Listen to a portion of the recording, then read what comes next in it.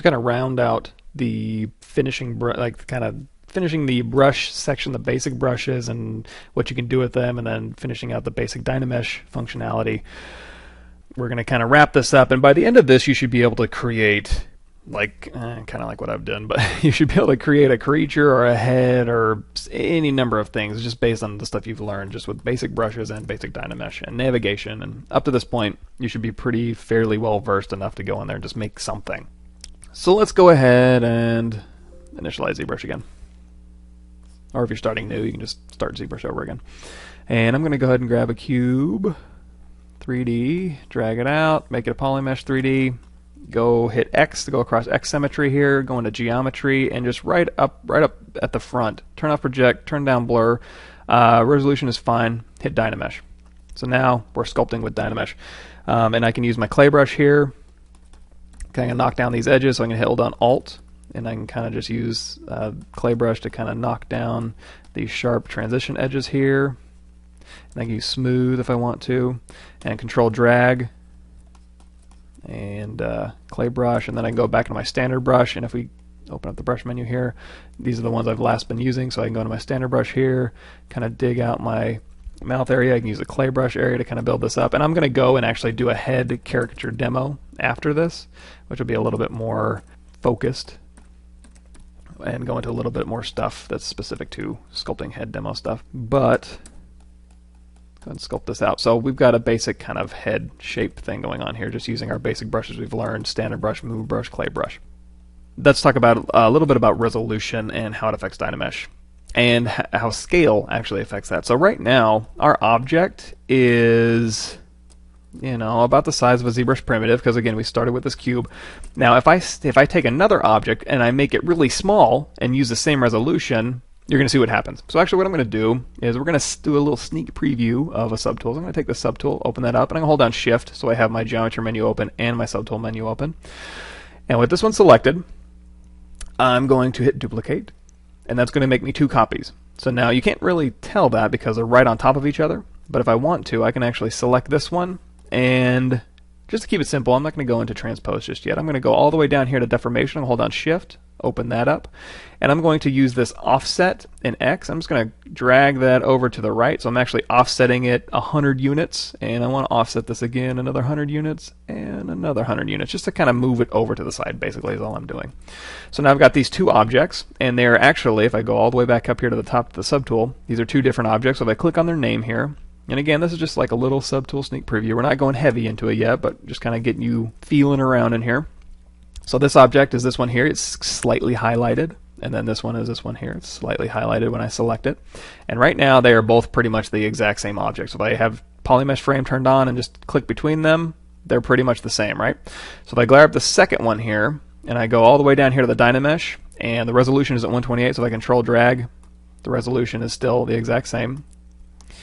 And if I make this smaller, so I'm going to make this smaller, is actually go all the way back down here to the deformation menu again, and the size one I'm going to drag all the way to the left. And then I'm going to drag it all the way to the left again, and then I'm going to offset it just to kind of move it out to the right. So you see I'm making it smaller and smaller, and then I'm moving over to the right. So I haven't Dynameshed yet, so right now it's got, if we select between those things, so this one has 73,000 active points. If I click this one has 71,000 active points. They're about the same resolution, about the same size. They're slightly different because I moved this one over, but for all intents and purposes, they're the exact same thing. However, when I click the second one, and I have Dynamesh turned on and a resolution of 128, if I control drag to re-Dynamesh, you're going to see my active points drop to 5,000. And if I select this top one again, this one's still going to be at 71,000. If I re-Dynamesh this one, okay, now this one's at 73. But then I select this one, and it's at 4. The resolution of the Dynamesh is the same for both. So if I click between these, let's see if we can actually see it. Not really, but just trust me. If I click this top one, resolution's at 128 on the Dynamesh. If I click this bottom one, resolution's at 128 on the Dynamesh. I'm going to go ahead and merge these down. So I'm going to select this top one, and don't get confused and try and get into subtools too deep right now. We're going to get heavier into subtools in a bit, but just the basics. I'm going to grab this top one, open up the merge sub menu under the subtool menu, and click merge down. It's going to merge these both into the same subtool here. So this is all just one tool now. They're both in the same thing. If I control drag, because my Dynamesh is a resolution of 128, they're going to be the same. Now, if I now again, this one's still at like 4K, this one's at 70K, but they're both the same object now. But if I zoom in, you're going to see what's happening is these squares that make up this Dynamesh are the exact same size. So the resolution is telling the squares how small to be, but when you have these size squares on a small object, it's going to seem like a lot less resolution than these size squares on a very large object. Just to demonstrate this a little bit more, I'm going to go ahead and append. So I just click this little append button. I'm going to append a cube. And with this cube selected, I am going to move that out, so deformation, and I'm going to offset that negative. So again, what we were doing is doing positive x. I'm doing a negative x offset. I'm just going to do that a couple times. Just kind of move that out to the side here. There we go. And this one, I'm going to go Geometry, Dynamesh, Resolution 128, turn off Blur, turn off Project, and turn Dynamesh on. So now, these are all going to be the same size square. So if I click between these two, we zoom in, the squares are about that big, squares are about that big. However, if I take this cube and we go size right to make it really big, we'll do that twice, and then we'll do offset over here to kind of bring it back into our view here. There we go. And now, with Dynamesh turned on, we control drag again. It's going to take a long time because what it's doing is actually, this is actually 3 million polygons now because it's this big. These squares are the same size. So if I merge all these down, so I'm going to merge this head down. So merge down. And then we look at these, I'm going to hit Control W to kind of make them all one polygroup here. And we zoom in and look at the size of the squares.